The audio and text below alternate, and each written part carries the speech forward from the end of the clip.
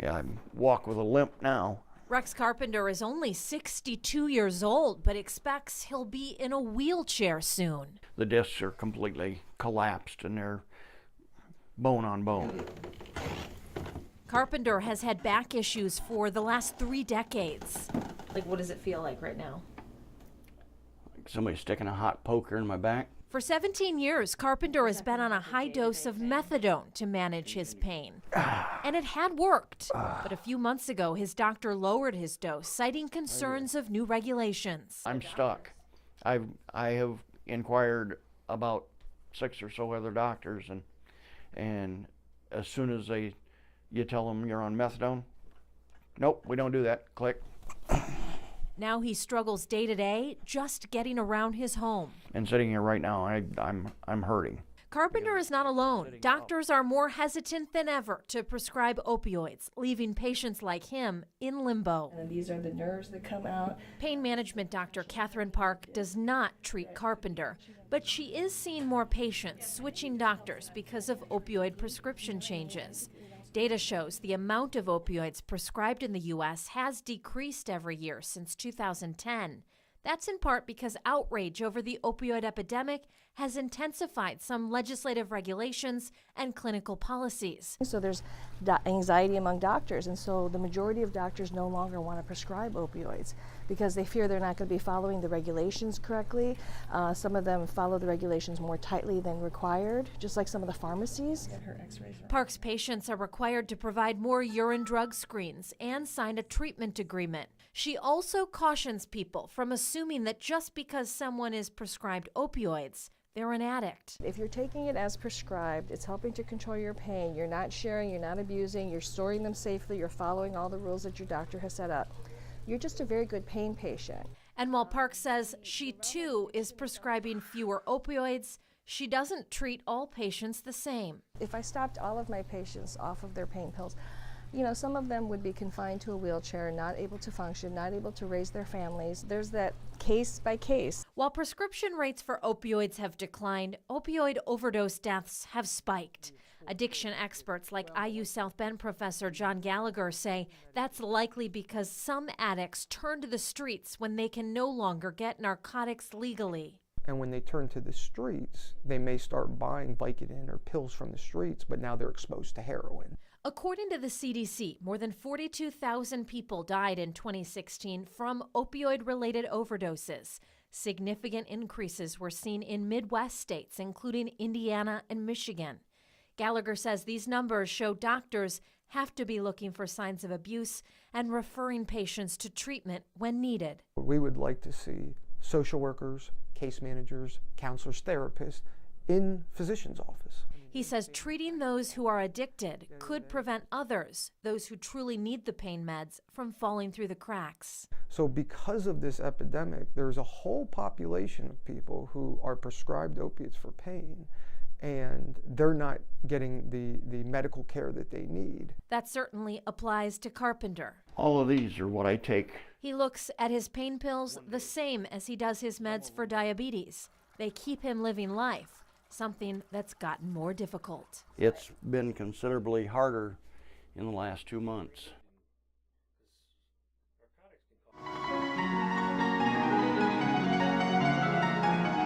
This is Ben Bentley.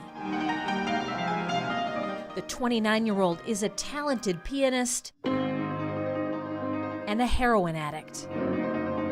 Because I didn't understand what I was messing with, I very quickly found myself immersed in this life that I didn't know how to get out of. Me too. He did get out, but it wasn't easy. Growing up, the Granger native worked with kids with special needs, volunteered at his church, and was a dedicated student earning a scholarship to college. His parents worked hard to prepare their kids for achievement, not addiction. It was a beautiful, blessed childhood. They didn't raise their kids to deal with these things. I was set up better than that. Bentley was introduced to heroin in his 20s. I compromised my morals and my better judgment, and we all have that intuitive piece of us that knows better. And I heard that voice and I was like, we'll just put that to the side and I'm gonna try this. Bentley fell into the depths of addiction. He has 8 felonies, spent nearly 2 years in prison, and tried to get clean countless times. And I fell right back into it, and I was even worse off than I was originally, and I swore to myself I would never go back to it, and I believed it, and I did find myself there because I didn't understand what it took. What it took for Bentley was inpatient detox, intensive outpatient treatment, and a long-term therapeutic community. Getting clean isn't easy. The first several days after an addict stops using opioids can be painful and severe. You're freezing, but you can't stop sweating, and you're just in a pool of sweat. It feels like ants are crawling under your skin, like food poisoning times 10. So then you start to lose your mind because you haven't slept and you've had to experience, 72 hours or more of straight pain like this. Because of that, relapse rates are high. For those that have the disease of addiction, it is highly, highly unlikely that they will be able to stop on their own without medical care. That's why experts like IU South Bend professor John Gallagher recommend medication-assisted treatment. Through the use of medication like methadone or buprenorphine, some addicts can wean themselves off the opioids they're addicted to. So yes, we are trading one drug for another to improve the individual's quality of life and the overall health of a neighborhood and a community. And while Gallagher says it is possible for some people to get clean without medication, it is highly, highly unlikely. Another problem for addicts in our area, there are few places to get this kind of help. When you see someone walk in, they're non-functional. And not only non-functional, they feel awful. And so that's that desperation to then use the drug because they know if they use the drug, they will feel better. And what people say is they don't take the drug anymore to get high, they take it not to feel sick. Dr. Robert Raster is the medical director at Michiana Behavioral Health in Plymouth.